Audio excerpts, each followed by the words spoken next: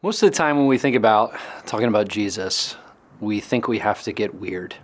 It's sort of like you have to put on another persona. You know, like a used car salesman, you're putting on a sport coat that doesn't quite fit, usually a plaid one, of course. And you have to act like you're somebody else.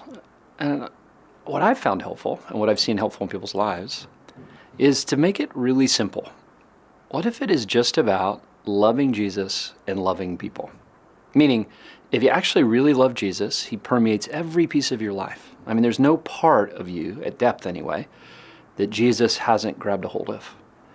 And so that means if I can plumb into any piece of who you are, from your marriage, to your career, to your money, to your sex life, to, well, really anything, somewhere in there I should find Jesus. That's what it means to truly love him with everything we have. And then we love people well. And when you love people well, you share what you love. I mean, you don't have to be trained to do this.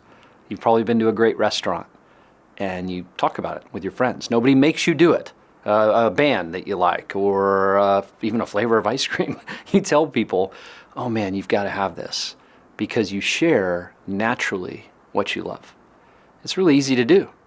The problem is, well, we either don't really love Jesus with the whole of our life, he truly isn't taking a hold of everything we are, or we don't really love people that much.